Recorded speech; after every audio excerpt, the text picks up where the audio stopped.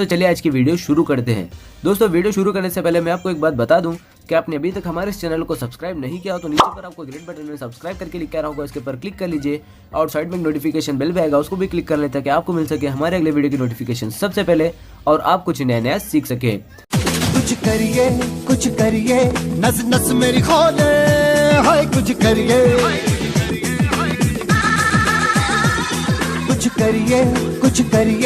बस बस बड़ा बोले, अब कुछ करिए।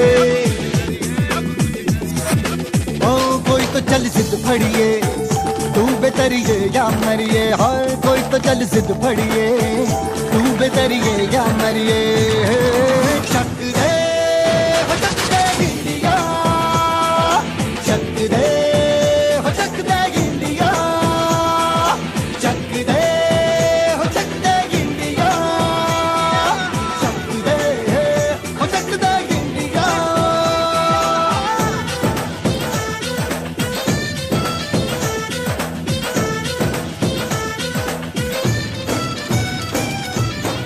लड़ती पतंगों में, भिड़ती उमंगों में। Good morning विद्यार्थीओ।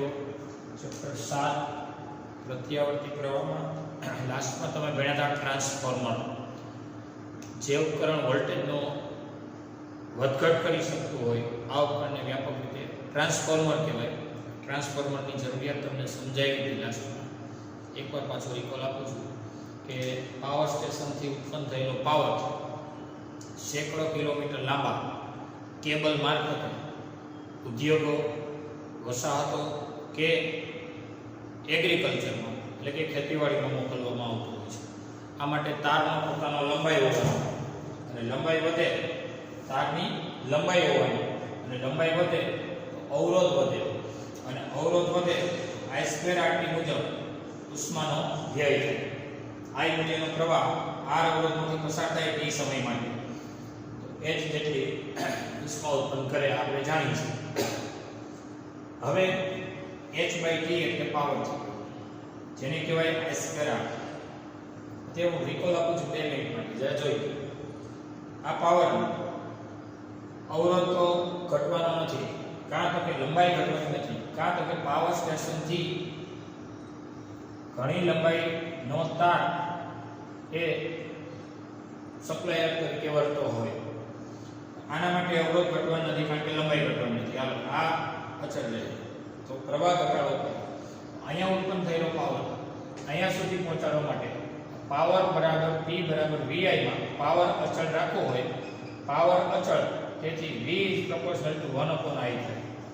જો આ બે એકબીજાના વ્યસ્ત થાય તો આના માટે શેની જરૂર પડે તો કે તમારે પાવર ઓછો થવા દેવો હોય, વ્યય ઓછો થવા દેવો હોય, પ્રવાહ ઘટાડવો પડે અને પ્રવાહ ઘટાડવા I ઘટે તો વોલ્ટેજ કેવો કરવો પડે, વધારવો પડે અને આ વોલ્ટેજ વધારાનો હોય એ ફરી પાછો ઘટાડવાની જરૂરિયાત આવે કારણ કે આપણા ઉપકરણો 220 થી 440 વોલ્ટની વચ્ચે આપણા ઉપકરણો સક્રિય થતા હોય તો આ માટે ફરી વોલ્ટેજને ઘટાડવાની જરૂર પડે। જે ઉપકરણ આવા વોલ્ટેજને ઘટાડી શકતું હોય તો એને વ્યાપક રીતે કહેવાય ટ્રાન્સફર કરી શકતું હોય એટલે એ આપણું ટ્રાન્સફોર્મર છે। હવે આ ટ્રાન્સફોર્મર માટેની બે શક્યતા, એક આદર્શ ટ્રાન્સફોર્મર અને એક આપણું વાસ્તવિક ટ્રાન્સફોર્મર। તો જરા જો ટ્રાન્સફોર્મર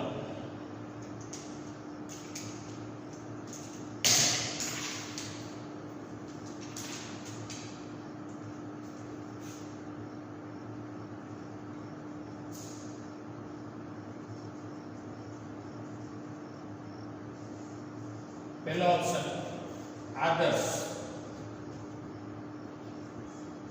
बीजो ऑप्शन वास्तविक। आदर्श एने कहेवाय जे ट्रांसफॉर्मर में पावर व्यय शून्य हो, पावर व्यय ज न थाय, इनपुट અને આઉટપુટ કેવો રહેતો હોય, અચળ રહેતો હોય, ક્યાંય વ્યય ન થતો હોય। દાખલ કરો આ રીતે તમે ટ્રાન્સફોર્મરની જે કાંઈ આકૃતિ ભણી ગયા છો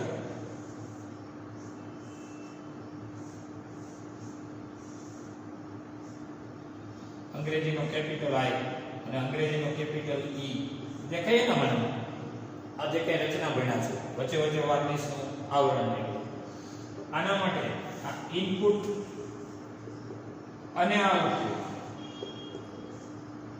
ઇન અને આઉટ માટે ઇનપુટ પાવર અને આઉટપુટ પાવર અચળ રહેતો હોય તો એ ટ્રાન્સફોર્મર એ આદર્શ કહેવાય પણ વ્યવહારમાં આદર્શ હોતા નથી નોંધ વ્યવહારમાં ટ્રાન્સફોર્મર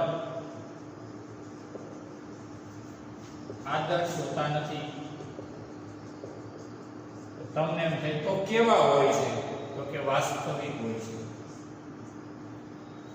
આ વાસ્તવિક ટ્રાન્સફોર્મર કે જે શું કારણે ઉર્જાનો વ્યય કરે એના માટેના શક્ય કારણો આજે ભણીશું વાસ્તવિક ટ્રાન્સફોર્મરમાં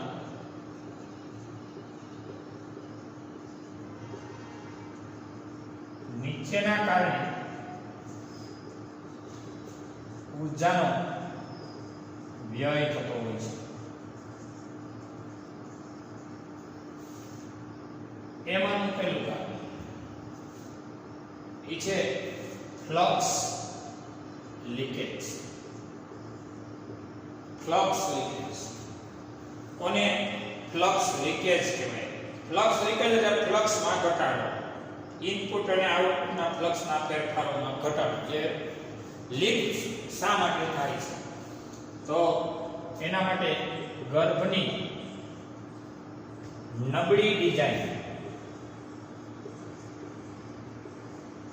તમને મનમાં એમ થાય કે ગર્ભ એટલે શું તો આપણે જે કેપિટલ I અને કેપિટલ E આકારની જે પ્લેટોની વચ્ચેનું જે આવરણ વિચાર્યું છે જે તંત્ર વિચાર્યું છે એને ગર્ભ કહેવાય અથવા તો અંગ્રેજીનો O આકારનો અથવા તો બંધ ગાળો કે જે લોખંડ કે મિશ્ર ધાતુનું બનેલું હોય ઊંચી પરમિએબિલિટી એટલે જેનો મ્યુ ઊંચો હોય રેડી તો આ એની ડિઝાઇન થઈ એની આંતરિક રચના થઈ ગર્ભની નબળી ડિઝાઇન અથવા ગર્ભમાં હવાનું સ્થાનાંતર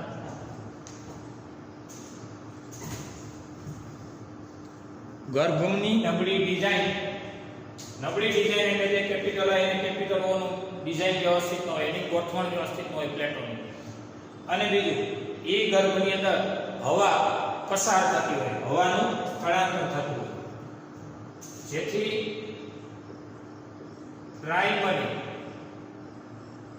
ફ્લક્સ બધું જ સેકન્ડરીને મળે નહીં બસ એનું નામ જ કહેવાય લીકેજ લીક થવું એટલે પ્રાઇમરી એટલે ઇનપુટનું જે ફ્લક્સ છે ફ્લક્સ એટલે શું ખબર છે ને તેની સંજ્ઞા પાઈ છે ચુંબકીય ક્ષેત્ર રેખા અને ફ્લક્સના ફેરફારનો દર ફેરેડેના નિયમથી એને કહેવાય EMF પ્રેરિત થાય છે આપણે થિયરી બધા સ્ટેપ બાય સ્ટેપ ભણ્યા છીએ આજે આપણે આઉટ ઓફ ટેક્સમાં દાખલાઓ ભણશું એટલે આ થોડી પાઠ્યપુસ્તકની થિયરીને જોઈ લઈએ ગર્ભમાં હવાનું સ્થળાંતર જેથી પ્રાઇમરીનું ફ્લક્સ બધું જ સેકન્ડરીને મળે નહીં આ લીકેજ ઘટાડવા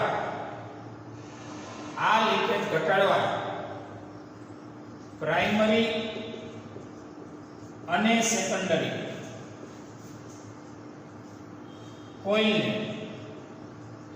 કોઇલને પૂછડાને એકબીજા પર વીંટાળવા જોઈએ બસ આ ફ્લક્સ લીકેજ થતો અટકાવવાનું કર્યું E અને ફ્લક્સ લીકેજ શેને કારણે થયું આ બે બાબત ફ્લક્સ લીક થાય છે કારણ કે નબળી ડિઝાઇન છે ગર્ભની જે લોખંડની પ્લેટો હોય એની જેની ઉપર આપણે ગુજરું વિચારવું ઇનપુટ અને આઉટપુટ આ વાત જ ભણો બીજી વાત ભૂલી જાઓ આ ગર્ભમાં હવાનું સ્થળાંતર થઈ જાય હવા પસાર થઈ જાય જેથી પ્રાઇમરીનું ફ્લક્સ બધું સેકન્ડરીને મળે નહીં અને આ ઘટાડવા શું કરવું તો કે પ્રાઇમરી અને સેકન્ડરી કોઇલને એકબીજા પર વીંટાળી દેવાની જેથી કરીને આ ફ્લક્સ લીકેજ અટકાવી શકે મુદ્દો બીજો અને એ છે વાઇન્ડિંગનો અવરોધ વાઇન્ડિંગ એટલે તમારું જે વાયરનું જે તાર વીંટાળવામાં આવ્યો છે, વીંટાળવાને વાઇન્ડિંગ કહેવાય. ફરીથી વીંટાળવાને રીવાઇન્ડિંગ. મોટર રીવાઇન્ડિંગ તમે નામ સાંભળ્યું હોય. રીવાઇન્ડિંગ એટલે ફરીથી વીંટાળવું. એટલે વાઇન્ડિંગ એટલે જે કાંઈ વીંટાળેલું છે, ક્યાં વીંટાળેલું છે તો કે પ્રાઇમરી કોઇલને આ રીતે વીંટાળે ઇનપુટ વિભાગમાં અને સેકન્ડરીને આઉટપુટમાં વીંટાળેલું છે. વીંટાળવું એટલે વાઇન્ડિંગ કરેલું. વાઇન્ડિંગનો અવરોધ, વાઇન્ડિંગના તારમાંથી I મૂલ્યનો પ્રવાહ R અવરોધમાંથી, કારણ કે તારને પોતાનો અવરોધ હોય, 0 અવરોધ વાળો કોઈ તાર હોતો જ નથી. આ વાસ્તવિક વાતો હાલે છે. પછી કહેતા આદર્શ વાત તો થોડીક વાર જ છે, જે વ્યાપક છે એટલે I મૂલ્યનો પ્રવાહ R અવરોધમાં પસાર થાય ત્યારે I2R મુજબ ઊર્જાનો વ્યય થાય. I2R મુજબ ઊર્જાનો વ્યય થાય. આ માટે વધારે પ્રવાહ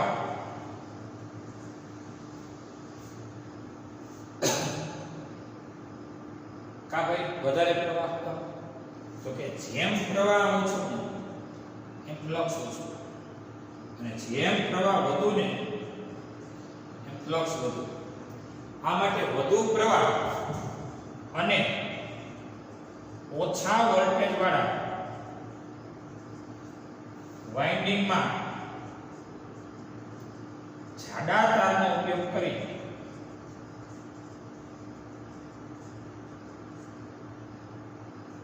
લઘુત્તમ વ્યય કરી શકીએ. વ્યય એટલે વ્યર્થાય, એને વ્યય કહેવાય. શેની વ્યય? ઊર્જાનો વ્યય. લઘુત્તમ કરીએ ગયા કેવો કરીએ ગયા? ઓછો કરીએ ગયા. વેડફાય ઓછું ના માટે શું કરવાનું? જાડો તાર. કેનો? જે ગર્ભની અંદર આપણે ઇનપુટ અને આઉટપુટ કોઇલ વાપરી છે એમાં જાડો તારથી શું થાય તો કે આ R ચલે છે L અને R ચલે છે 1/A, એટલે કે R ચલે છે L/A. યાદ આવ્યું? એટલે કે R બરાબર ρL/A. આ ρ એ અવરોધકતા છે, L લંબાઈ છે, એ આ ક્ષેત્રફળ છે અને જાડો તાર વાપરો એટલે તારની જાડ છે વધુ હોય એમ અવરોધ શું થઈ જાય? ઓછો. અને અવરોધ ઓછો થઈ જાય તો I2R મુજબ પ્રવાહ થઈ જાય ઓછો. વધુ પ્રવાહ ઉષ્મા સ્વરૂપે વ્યય કેવો થાય? ઓછો. એટલે વધુ પ્રવાહ મોકલવો હોય ને એ માટે જાડો તાર વાપરો. એ તો સામાન્ય વાત છે. જે જગ્યાએ તમારે વધુ પાણી મોકલવાનું હોય ત્યાં પાઇપલાઇન મોટી રાખવાની. જે જગ્યાએ તમારે વધુ વાહનો પસાર કરવાના ત્યાં રસ્તો પહોળો રાખવાનો, નહીં તો અકસ્માતો થઈ શકે. જ્યાં વધુ વપરાશ હોય ત્યાં થોડીક વ્યવસ્થા સારી રાખવાની. સમજાય છે? એટલે વધુ પ્રવાહ મોકલવો હોય એ તાર માટે વધુ પ્રવાહ એટલા માટે કે ફ્લક્સ સારું મળે અને પરિણામે સારું EMF મળે. ફ્લક્સના ફેરફારમાં દર એટલે d∅dt. એટલે વધારે પ્રવાહ અને ઓછા વોલ્ટેજ વાળા વાઇન્ડિંગમાં જાડા તારનો ઉપયોગ કરવાનો જેથી લઘુત્તમ વ્યય થાય. લઘુત્તમ વ્યય એટલે ઓછામાં ઓછો વ્યય થાય. વ્યય એટલે વેડફાય ઓછું. એટલે વધુ પ્રવાહ પસાર કરવાના થાય એ તાર કેવો રાખવાનો? જાડો. જાડો એટલે કેવો? જેનો આડછેદ વધુ હોય. એટલે જેથી કરીને વાઇન્ડિંગનો અવરોધ ઉષ્મા સ્વરૂપે ઊર્જાનો વ્યય ઓછો કરે. અને આમે સિમ્પલ છે. તમારે કોઈ પણ ઉપકરણ હોય, અહીંયા તો ઠીક કોઈ પણ ઉપકરણ હોય ઇલેક્ટ્રોનિક, એની અંદર ઊર્જાનો ઉષ્મા સ્વરૂપે વ્યય ઘટાડવા માટે શું કરવાનું તો કે એક સારા મટીરીયલનો તાર વાપરવાનો. આપણે સામાન્ય રીતે કોપર વાઇન્ડિંગ હોય, કોપર એ એલ્યુમિનિયમ કરતાં સારું હોય, ઉષ્મા સ્વરૂપે વ્યય ઓછો કરે અને એની વાહકતા સારી. બીજું એમ કરવાનું, કોપરનો જાડો તાર વાપરી દેવાનો. ક્યારેય બળે નહીં વસ્તુ. જરૂરિયાત કરતાં થોડુંક સારું રાખવાનું. તમે સામાન્ય રીતે ઉપકરણો તમને ખબર હોય તો ચાલુ કરો, થોડી વાર ગરમ થાય પછી અંદરથી વાયર બળવા માંડે, વાયર પીગળવા માંડે ને એને પછી વાસ આવવા માંડે કે આની અંદર કંઈક બળે છે. એનું કારણ એ છે કે એની અંદરનો તાર પાતળો હોય અને અને પ્રવાહ વધુ જાય અને પાતળો તાર હોય એટલે આડછેદ ઓછો હોય ને આડછેદ ઓછો હોય એટલે અવરોધ વધે એટલે I2R મુજબ ઉષ્મા સ્વરૂપે વ્યય વધે. અને આ એક મહત્વનો મુદ્દો છે વાઇન્ડિંગના તારમાંથી I મૂલ્યનો પ્રવાહ એટલે કે જે ઇનપુટ અને આઉટપુટ કોઇલ વીંટાળેલી હોય એમાંથી I મૂલ્યનો પ્રવાહ R અવરોધમાંથી પસાર થાય ત્યારે I2R મુજબ ઊર્જાનો વ્યય થાય. આ માટે વધારે પ્રવાહ અને ઓછા વોલ્ટેજ વાળા વાઇન્ડિંગમાં જાડા તારનો ઉપયોગ કરી લઘુત્તમ વ્યય કરીએ તો તાર વાપરવાનો જાડો તાર વાપરશો એટલે એની અંદરથી પ્રવાહ પસાર થશે, ઈઝીલી થઈ જશે, ઉષ્મા સ્વરૂપે વ્યય કેવો થાય? ઓછો થાય. જોઈએ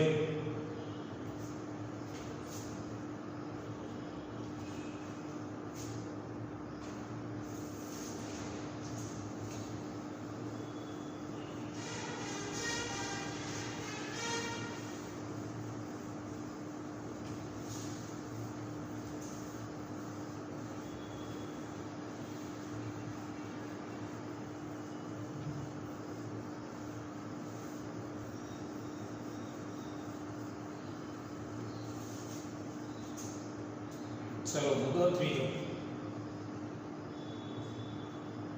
અને છે એડી પ્રવાહ.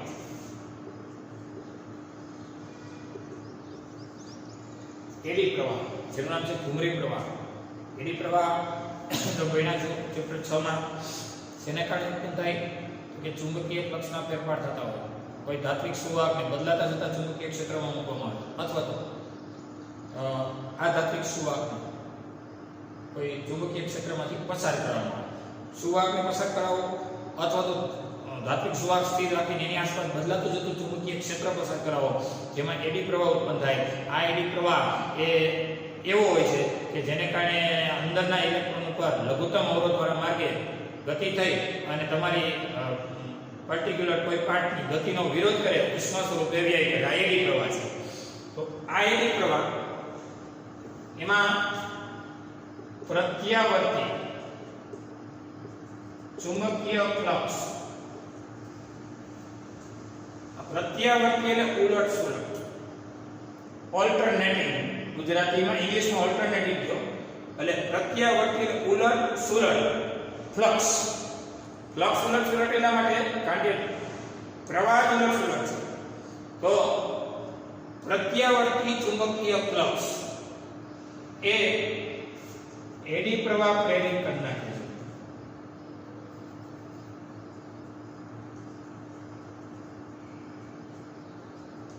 જેથી ઉષ્મા ઉત્પન્ન થાય છે. ચુંબકીય ફ્લક્સનો ફેરફાર, પ્રત્યાવર્તી ચુંબકીય ફ્લક્સ એટલે ચુંબકીય ફ્લક્સનો વધઘટ, એડી પ્રવાહ પ્રેરિત કરી નાખે જેથી ઉષ્મા ઉત્પન્ન થાય. હવે ટ્રાન્સફોર્મરના ગર્ભની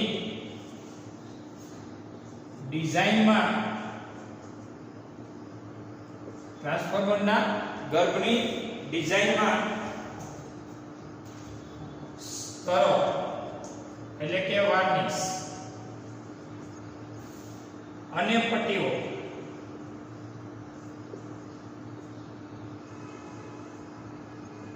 દ્વારા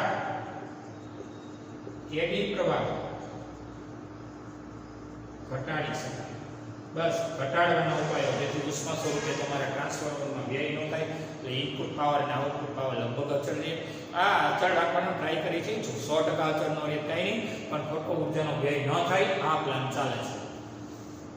પ્રત્યાવર્તી ચુંબકીય ફ્લક્સ એટલે કે બદલાતું જતું ચુંબકીય ફ્લક્સ એડી પ્રવાહ પ્રેરિત એડી પ્રવાહને લીધે ઉષ્મા ઉત્પન્ન થાય. ઉષ્મા ઉત્પન્ન થાય ટ્રાન્સફોર્મરનો ગર્ભ ભાગ ગરમ થાય. આ ટ્રાન્સફોર્મરના ગર્ભની ડિઝાઇનના સ્તરો વચ્ચે પ્લેટો મૂકવામાં આવે અથવા પટ્ટીઓ મૂકવામાં આવે અથવા એને વાર્નિશ જેવા સ્તરોથી અલગ કરવામાં આવે જેથી કરીને એડી પ્રવાહ ઘટાડી શકાય. કારણ કે એક સ્તર પછી વાર્નિશ, વળી કેપિટલ I વાર્નિશ, વળી કેપિટલ E વાર્નિશ, જેથી કરીને એડી પ્રવાહ એક પર્ટિક્યુલર એકાદી પ્લેટ પૂરતો જ ઉષ્માનો વ્યય કરે. સમગ્ર તંત્ર દ્વારા ઉષ્માનો વ્યય બચાવી શકાય. આ એડી પ્રવાહ છે. એડી પ્રવાહ ઘટાડવા માટેની આ પ્લાન છે જેથી ઉષ્મા સ્વરૂપે વ્યય ઓછો થાય. ત્યાર પછી છેલ્લો અને અગત્યનો મુદ્દો અને એ છે હિસ્ટેરિસિસ.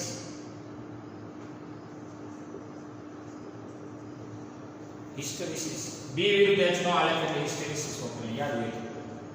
બી વિરુદ્ધ H નો આલેખ. બી એટલે ચુંબકીય ક્ષેત્ર છે અને આ ચુંબકીય તીવ્રતા છે. H એટલે એકમ લંબાઈ દીઠ n આંકડાનો પ્રવાહ. H ચુંબકીય તીવ્રતા પણ કહેવાય. તો હિસ્ટેરિસિસ જેમ ઓછી તો ઉષ્માનો વ્યય ઓછો થાય.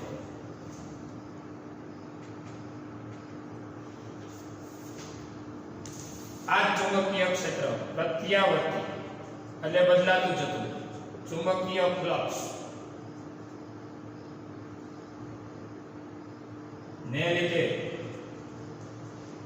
ગર્ભનું ચુંબકીકરણ એટલે કે ગર્ભની અંદર મેગ્નેટાઇઝેશન થઈ જાય. ચુંબકીકરણ વારંવાર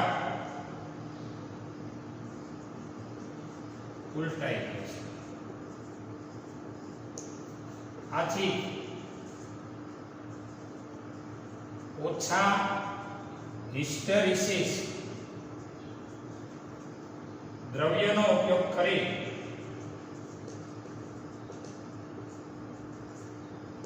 આ ઉષ્મા સ્વરૂપે વ્યય ઘટાડી શકાય છે. ઉષ્મા સ્વરૂપે દર વખતે વ્યય ઘટાડવાનો પ્લાન છે. આમાં પ્રત્યાવર્તી ફ્લક્સ એટલે બદલાતું ફ્લક્સનું જે ગર્ભનું ચુંબકીકરણ થાય અને વારંવાર ઉલટાઈ જાય. ચુંબકીકરણ વારંવાર ઉલટાઈ જાય એટલે ઓછા હિસ્ટેરિસિસ દ્રવ્ય એટલે આ રીતે હિસ્ટેરિસિસ સાયકલ આ આકડી ગઈ. અને જે પદાર્થની હિસ્ટેરિસિસ સાયકલ સાંકડી હોય આ પદાર્થ સોફ્ટ ફેરોમેગ્નેટિક, હાર્ડ ફેરોમેગ્નેટિક અને સોફ્ટ ફેરોમેગ્નેટિક.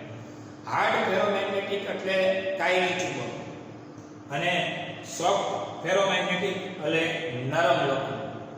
એટલે વારંવાર ઉલટાઈ જાય જેથી ઓછા હિસ્ટેરિસિસ દ્રવ્યનો ઉપયોગ કરી આ ઉષ્મા સ્વરૂપે વ્યય ઘટાડી શકાય. મેં તમને કીધું હતું બી વિરુદ્ધ H ના આલેખ દ્વારા ઘેરાયેલ પ્રદેશનું ક્ષેત્રફળ એકમ કદની ઊર્જા બતાવે છે.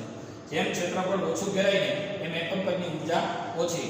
અને આ ઓછો હિસ્ટેરિસિસ નો મતલબ એ છે કે તમારી ઉષ્મા સ્વરૂપે વ્યય ઓછું થાય અને વધુ હિસ્ટેરિસિસ હોય ને ઉષ્મા સ્વરૂપે વ્યય વધુ થાય. આ વધુ હિસ્ટેરિસિસ સાયકલ પડી હોય આ વધુ અને આ ઓછું.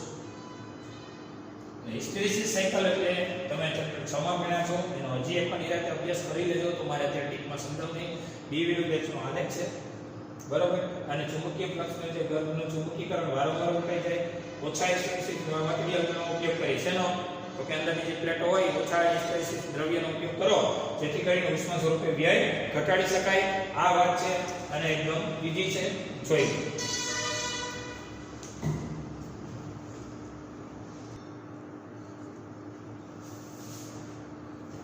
ચાલો જો એક્સ્ટ્રા ક્વેશ્ચન ટ્રાન્સફોર્મર માટે.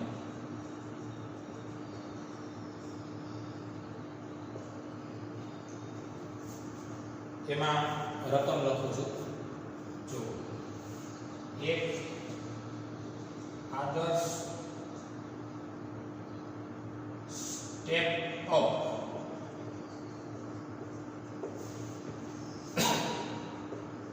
ટ્રાન્સફોર્મર માં ઇનપુટ AC વોલ્ટેજ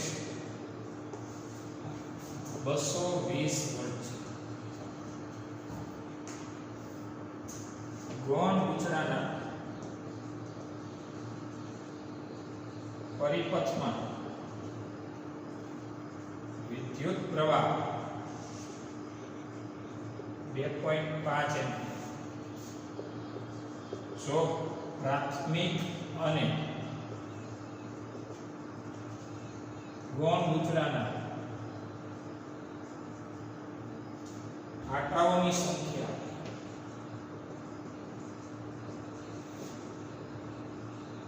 નો ગુણોત્તર 1/10 હોય તો પહેલું આઉટપુટ વોલ્ટેજ, બીજું પ્રાથમિક ગુચરામાં વિદ્યુત પ્રવાહ,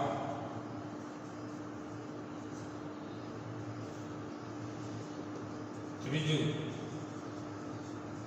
આઉટપુટ અને ઇનપુટ પાવર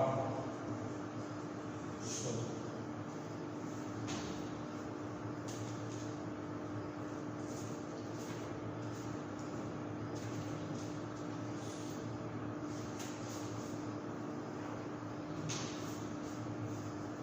ચલો આપણે જોઈએ છીએ V એટલે કે વોલ્ટેજ ચલે છે આટાની સંખ્યા અને પ્રપોર્શનલ ટુ 1/1 પ્રવાહ. વોલ્ટેજ અને આટાની સંખ્યા સમપ્રમાણ અને પ્રવાહ એનો વ્યસ્ત પ્રમાણ. આ આદર્શ ગણો કે વાસ્તવિક ગણો. આદર્શ એટલે 100% ઊર્જાનો વ્યય ન થતો, એટલે 100% એટલે ઉષ્મા સ્વરૂપે વ્યય ન થતો હોય, 100% પાવર મળતો હોય, આદર્શ કહેવાય, જે વ્યવહારમાં હોતા નથી. આપણે વાત કરી લાસ્ટમાં. તો આજે લખ્યું એ આવું બતાવે છે કે વોલ્ટેજના છેદમાં વોલ્ટેજ, આટાના નંબર છેદમાં નંબર, અહીંયા પ્રવાહના છેદમાં પ્રવાહ. આપણી પાસે બે ઓપ્શન છે, ઇનપુટ અને output. Primary voltage, secondary voltage. આ બે સમપ્રમાણમાં છે. આના પ્રાઇમરીના આટા અને સેકન્ડરીના આટા. જ્યારે આને આ વ્યસ્ત પ્રમાણમાં છે, તો આ પ્રાઇમરી છે તો નીચે પ્રાઇમરી, સેકન્ડરી નીચે છે તો અંશમાં સેકન્ડરી. સંદર્ભ સૂત્ર આ યાદ રાખવાનું છે, જે તમારે સાબિતીમાં થઈ ગયું છે. પાઠ્યપુસ્તકના પેજ નંબર 261 માં તમે ભણી ગયા છો. પેજ નંબર 261 પાઠ્યપુસ્તકમાં, જેમાં તમે આ રિલેશન ભણી ગયા છો. ટૂંકમાં સૂત્ર સાબિત કરી ગયા છો. આપણે લેક્ચર ભણાવી દીધું છે એમાં સાબિતી. આપણો પ્રશ્ન એ છે કે આઉટપુટ વોલ્ટેજ, પ્રાથમિક ઉર્જા પ્રવાહ, આઉટપુટ ને ઇનપુટ પાવર શોધો. જોઈએ.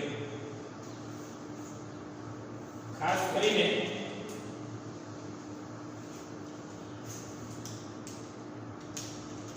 Input AC voltage 220 voltage input એટલે પ્રાઇમરી હોય ઇનપુટ અને આઉટપુટ હોય સેકન્ડરી. ગૌણ ગુચરાના પરિપથમાં પ્રવાહ 2.5 એમ્પિયર પ્રવાહને I કહેવાય અને ગૌણ એટલે સેકન્ડરી. પ્રાથમિક અને ગૌણ ગુચરાના આટાની સંખ્યાનો ગુણોત્તર. આટાની સંખ્યાને કહેવાય n ના છેદમાં m. પ્રાથમિક ને પ્રાઇમરી અને સેકન્ડરી s. પ્રાથમિક અને ગૌણ, પ્રાઇમરી અને સેકન્ડરી ના આટાની સંખ્યાનો ગુણોત્તર 1/10 છે. પહેલો પ્રશ્ન, આઉટપુટ વોલ્ટેજ શોધો. વોલ્ટેજનો V અને આઉટપુટ એટલે સેકન્ડરી. ઇનપુટ હોય ને મિત્રો એ પ્રાઇમરી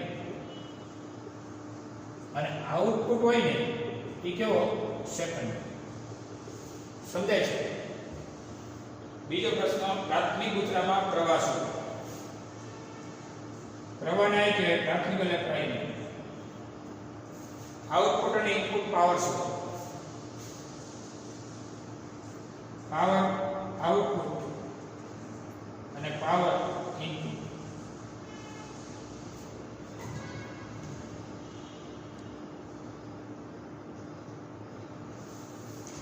તો મિત્રો એકદમ ઈઝી છે. આઉટપુટ વોલ્ટેજ પૂછાય તમને અને ઇનપુટ વોલ્ટેજ આપેલો છે. વોલ્ટેજ અને આટાની સંખ્યાનો રિલેશન અહીં કીધો. વોલ્ટેજ એટલે આટાની સંખ્યા. પહેલો મુદ્દો આદર્શ ટ્રાન્સફોર્મર માટે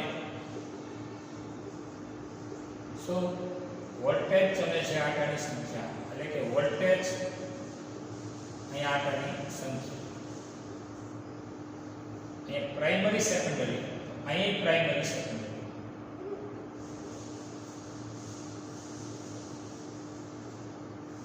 તો તમારે જોઈએ છે સેકન્ડરી વોલ્ટેજ Vs અને આમ Vp Ns by Np સમજાય છે. અને આમ દો જો આ બે ગુણાકાર છે 9. તો Vs બરાબર Vp કેટલું પ્રાઇમરી વોલ્ટેજ કેટલું 220 નંબર સેકન્ડરી ના આટા કેટલા તો પ્રાઇમરી અને સેકન્ડરી નો ગુણોત્તર 1/10. આ ગયો પ્રાઇમરી અને આ ગયો સેકન્ડરી 1/10. એટલે હું અહીંયા 1/10 લખી અહીંયા 1/10 220 EVP બરાબર. અને Ns by Np એટલે આનો વ્યસ્ત Np by Ns ને આપણે Ns by Np કીધો એટલે 10/1 એટલે અહીંયા 10/1 એ 1 વિકલન સમજાય છે. Ns by Np એટલે આનો વ્યસ્ત 10 અંશમાં 1 છેદમાં કેટલો તો થાય છે Ns by Np શું થાય અહીંયા આપણું Ns by Np છે. અહીંયા આમ પણ લખી શકાય Ns by Np એટલે 10 છે Ns by Np. હા હવે બરાબર 10 છે એટલે Vs બરાબર 2200 વોલ્ટ. આ તમારું જવાબ છે. સમજાણું? હવે પ્રાથમિક ગુજરામાં પ્રવાહ શોધો જેને કહેવાય I પ્રાઇમરી શોધો. પ્રવાહને આટાની સંખ્યા અથવા તો વોલ્ટેજ અને પ્રવાહ તમે ગમે તે રીતે આ દાખલો ગણી શકો છો.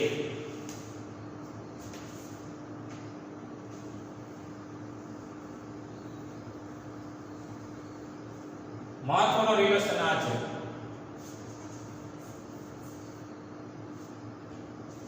તો પ્રાથમિક ગુજરામાં પ્રવાહ આપણો પહેલો દાખલો પૂરો થયો. બીજો I પ્રાઇમરી છે.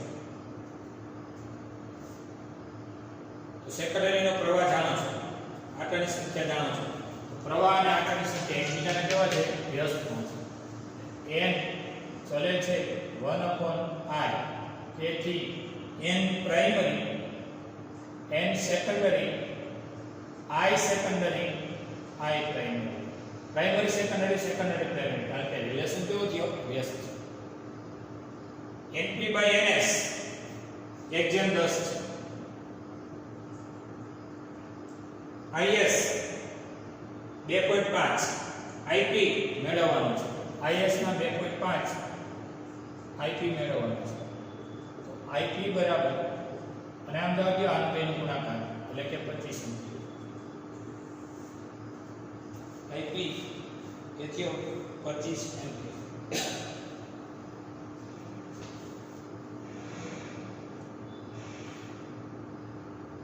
આ દાખલો ગણવા માટે અથવા બીજી રીત કઈ રીતે લઈ જવું? આટાની સંખ્યા પરથી નહીં પણ વોલ્ટેજ પરથી. વોલ્ટેજ અને પ્રવાહનો રિલેશન કે વોલ્ટેજ અને પ્રવાહનો રિલેશન 1 એટલે કે વ્યસ્તનો છે. વોલ્ટેજ ચલે છે I. Voltage primary voltage secondary I secondary I primary PSSP. આ કોન્સેપ્ટ અથવા આમ પણ સમજી શકો. પ્રાઇમરી વોલ્ટેજ 220, સેકન્ડરી વોલ્ટેજ 2200, અંશમાં 220 છેદમાં 2200. I secondary I primary. I secondary 2.5, I primary અજ્ઞાત.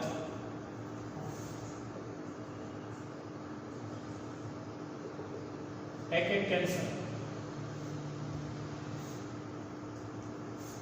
22 10 આ બે ગુણાકાર આ બે ગુણાકાર આ કયો લાઈન આનો આને ગુણાકાર એટલે 25 આવી ગયો પછી એક ગયો આ ગયો પછી આ પછી એનો મતલબ એ થયો કે તમે આ રીત ગણો કે આ રીત ગણો આ રિલેશન મહત્વનું છે બાકી ફટાફટ થઈ ગયું. ત્રીજો છે આઉટપુટ અને ઇનપુટ પાવર શોધો. આઉટપુટ અને ઇનપુટ પાવર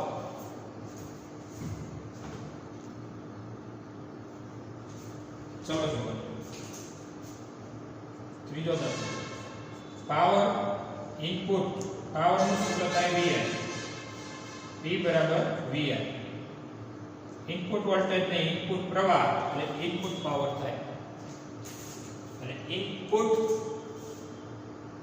એટલે પ્રાઇમરી તો આ પ્રાઇમરી અને આ પણ પ્રાઇમરી. પ્રાઇમરી વોલ્ટેજ અને પ્રાઇમરી પ્રવાહ.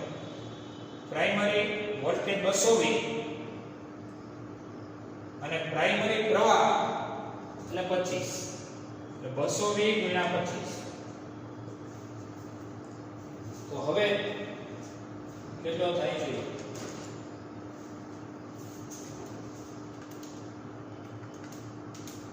5500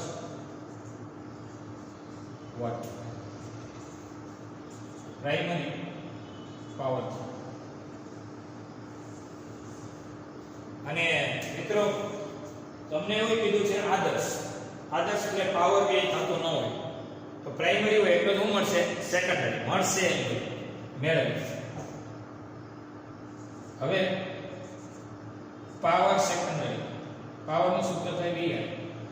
સેકન્ડરી P બરાબર Vi. સેકન્ડરી વોલ્ટેજ ને સેકન્ડરી પ્રવાહ. V સેકન્ડરી કેટલો છે? કે V સેકન્ડરી 22 અને I સેકન્ડરી 2.5. અહીંયા 2200 અને 2.5. તો હવે જો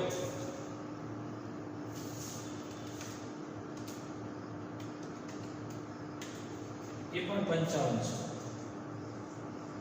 વોટ. આ સેકન્ડરી પ્રવાહ સોરી પાવર એટલે પ્રાઇમરી પાવર એટલે સેકન્ડરી પાવર એટલે જો 5500 અહીં 5500 અને નામ કેવું રાખ્યું? આદર્શ ટ્રાન્સફર. સમજાય ને?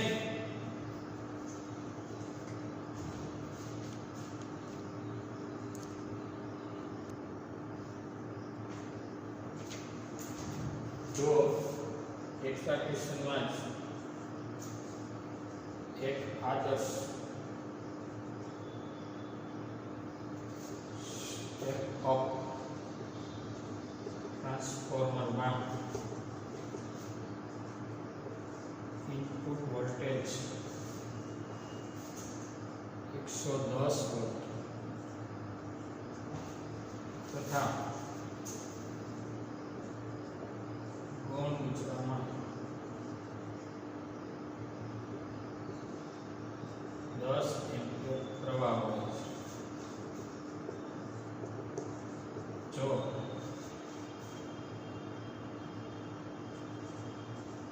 P/Ns 10 હોય ટ્રાન્સફોર્મેશન ગુણોત્તર NP એટલે કે number of primary by number of secondary 10 હોય તો આઉટપુટ વોલ્ટેજ બીજું પ્રાથમિક કચરામાં વીજ પ્રવાહ અને ઇનપુટ પાવર તથા આઉટપુટ પાવર શોધો. શું કહે છે? ઇનપુટ વોલ્ટેજ એટલે વોલ્ટેજ સફિક્સમાં પ્રાઇમરી ગૌણ કચરામાં પ્રવાહ 10 એમ્પિયર પ્રવાહી ગૌણ એટલે સેકન્ડરી.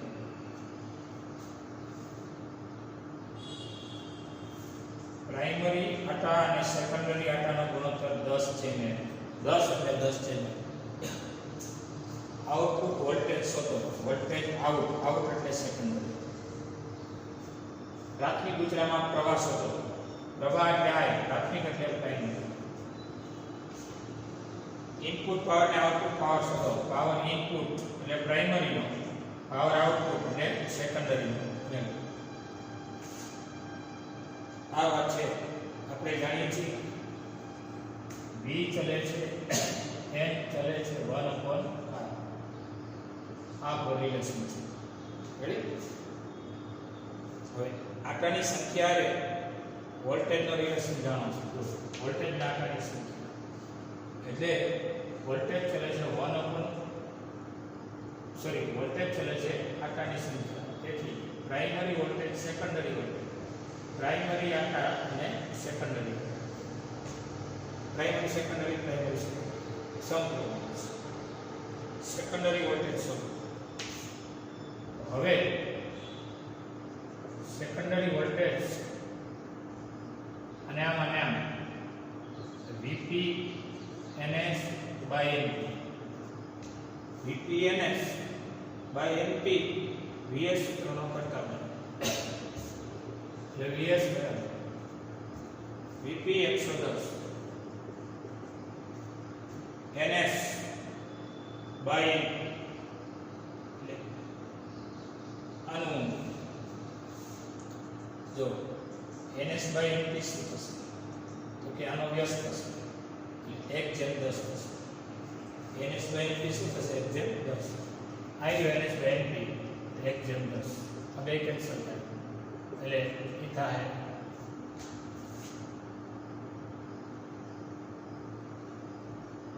11.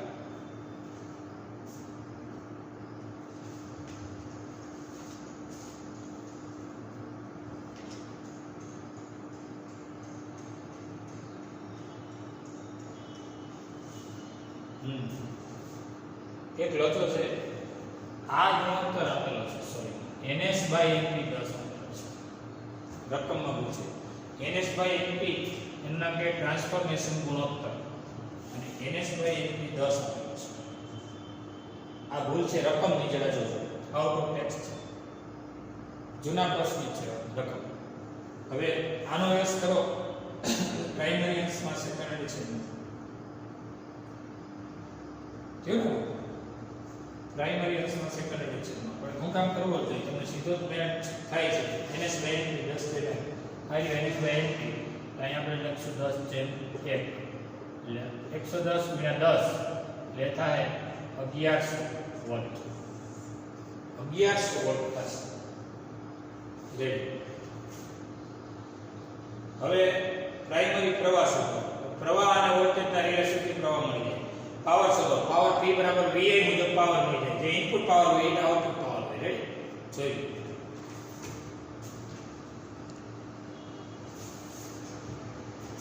પ્રાઇમરી પ્રવાહ આવી જાય ને આ બેના રિલેશન આપેલો છે ગુણોત્તર. પછી પાવર એટલે VI, voltage primary, voltage secondary. આ રહ્યું પ્રાઇમરી 110 સેકન્ડરી 1100. એના દ્વારા તમને પાવર મળી જાય. પ્રાઇમરી પાવર હોય P બરાબર VI, સેકન્ડરી પાવર એટલું જ હોય P બરાબર VI. આ બધું સેકન્ડરી છે. હવે ડેલી ટેસ્ટ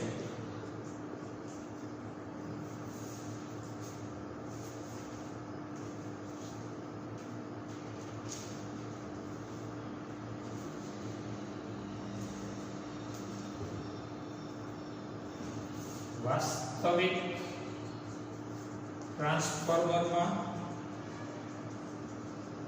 કયા કારણે ઉર્જાનો વ્યય થાય? આદર્શની કારણો 4 બીજું ટ્રાન્સફોર્મર સવિસ્તાર ભલે પર આવી ગયું. રેડી? અહીંયા પર લેક્ચર પૂરો થશે.